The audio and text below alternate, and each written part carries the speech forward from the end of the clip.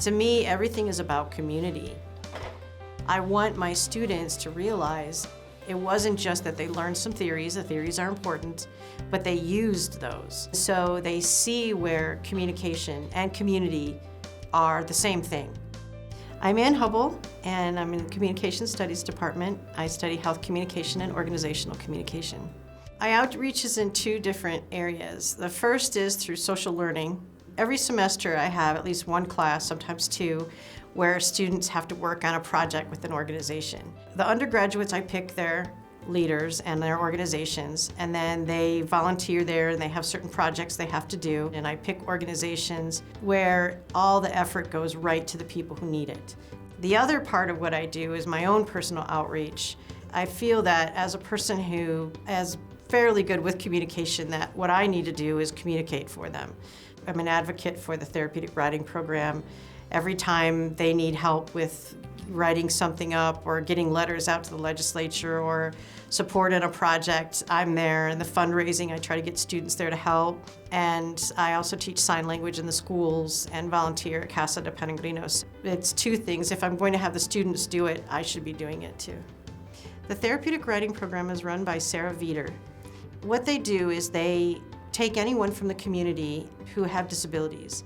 She trains students to be therapists with these children, and they put these little tiny children, and sometimes older children and sometimes adults, who can't move, can't function, have no control over their own lives, on the horses, and then they do a series of tasks.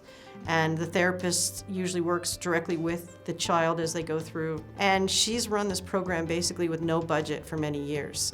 But these children, they live for that half an hour to 45 minutes they get to be on that horse. It's amazing. My daughter as well really inspires me. When she was diagnosed with significant hearing impairment, she went through a lot. And I saw where she lost all of her confidence. And when she was part of the therapeutic riding program, which I didn't even know existed, when she was on that horse and able to control this huge animal, and she was very, very small. And she went from being a child who was having outbursts because she was frustrated with not being able to hear, to the confident child that I know now.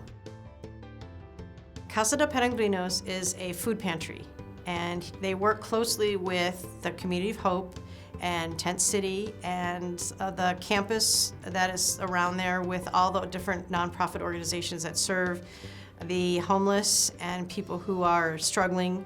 I love working with Lorenzo Alba because he is so passionate about it that when he comes in and talks to students about it, they realize how powerful it is to give people food.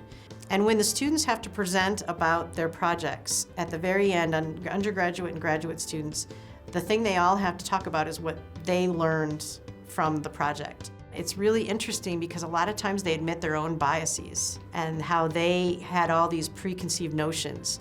But then when they get in there and they work with people, they realize that it's all about community. And being part of a community means you have to give to those who need it.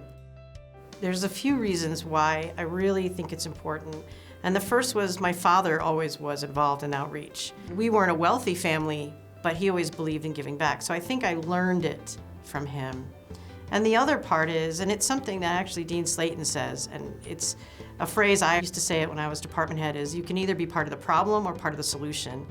And people always complain about a homeless person. They say, well, if you give them money, they're just going to spend it. Okay, well, if that's true, then let's give them food. Let's try to give them shelter. Let's try to give them the opportunities to change the situation they're in. So I think those two things, growing up with that, thinking that that's what you're supposed to do, and then the belief that you can either complain or you can take action. My dad used to always say, have a job where when you go to work, it doesn't feel like work. And when I come here, it doesn't feel like work. The students make it interesting and exciting, and then the things that I can bring that make it interesting for them makes it so that there's a way that they come together in a classroom that is so powerful that it makes it the best job in the world. Ann Hubbell, Department of Communication Studies, College of Arts and Sciences.